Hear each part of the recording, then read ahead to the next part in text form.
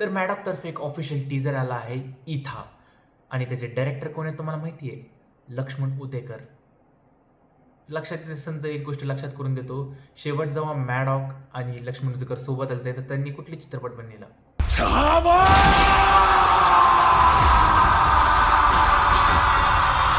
हां, तर हे दोघं परत आले आहेत मॅडॉक फिल्म्स आणि लक्ष्मण उतेकर.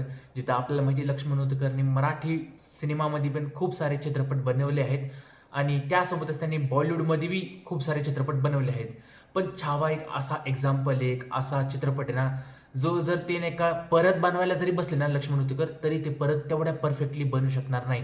ते इमोशन्स जे विकी कौशलने पुट केलेत ना, ते नेक्स्ट लेव्हल आहेत. म्हणजे मी आता छावाच्याबद्दल बोलायला चालू केलं तर छावाबद्दलच बोलतो. पण हां, लक्ष्मण उतेकर हे उच्च दर्जाचे डायरेक्टर आहेत आणि तेच परत आलेत मॅडॉक फिल्मसोबत एक नवीन चित्रपट घेऊन.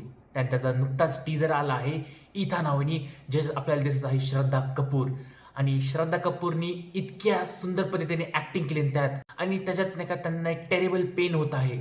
ते प्रेग्नेंट आहेत आपल्याला दिसत आहे आणि त्यांचा जो पेन आहे ना तो इतका वाढला आहे आणि cut to the next scene असं दाखवले की त्यांची आय गेस डिलिव्हरी झाली आहे आणि त्यानंतरच्या सीनमध्ये आपल्याला दिसतंय की श्रद्धा कपूर आहे ना हे एक प्रॉपर मराठी कॉस्ट्यूम, मराठी ते लावणीचा ड्रेस नसतो का, पैठणी म्हणतात आय गेस, त्याला चुकलं असेल तर सॉरी, पण ते पैठणी साडी घालून आल्यात आणि ते लावणी परफॉर्म करत आहेत.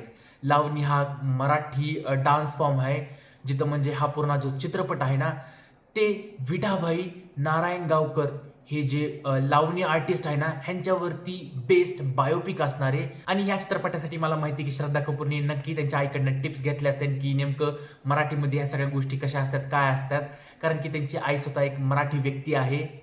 तर मी खूप एक्सायटेड आहे की श्रद्धा कपूर ज्यांना मराठी खूप चांगली बोलता सुद्धा येते आणि ते जेव्हा परफॉर्म करते एका मराठी कॅरेक्टरला ज्याच्यावरती बेस्ड ही बायोपिक आहे तर ते बघायला खूप मजा येणार आहे. आणि बघा हा मेन रिझन आहे की जिथं हा टीजरचा रिव्ह्यू मी केला आहे आणि मराठीत केला आहे, कारण की ऑब्व्हियसली लक्ष्मण उतेकर आणि मॅडॉक फिल्म्स ते दोघं सुद्धा नाही का त्यांनी कुठला चित्रपट जेव्हा बनवला होता तो छावा होता आणि जिथं नाही का तुम्ही बघताना ही मूवी मला वाटत नाही 100% यायला पाहिजे मराठीत, कारण की ज्यांच्यावरती बायोपिक बनत आहे ते मराठी आर्टिस्ट आहे. बाकी ह्या बघा मला तर खूप जास्त टीजर आवडला, ज्या पद्धतीने श्रद्धा कपूरने परफॉर्म केले, ते एक्सप्रेशन जे टेरेबल पेन त्यांना होते ते त्यांनी टीजरमध्ये इतक्या म्हणजे इमोशन त्यांनी दाखवलेत ना की मला वाटतंय की ते एकदम सुंदर पद्धतीने परफॉर्म करणार आहेत पूर्ण चित्रपटात. बाकी तुमचे काय ओपिनियन्स आहे मला कमेंट सेक्शनमध्ये नक्की सांगा. हा आणि जर तुम्ही चॅनलवरती नवीन असाल तर सबस्क्राईब करायला विसरू नका. लाईक करा, शेअर करा, सबस्क्राईब करा. भेटतो मी तुम्हाला पुढच्या व्हिडिओमध्ये. जय हिंद, जय महाराष्ट्र.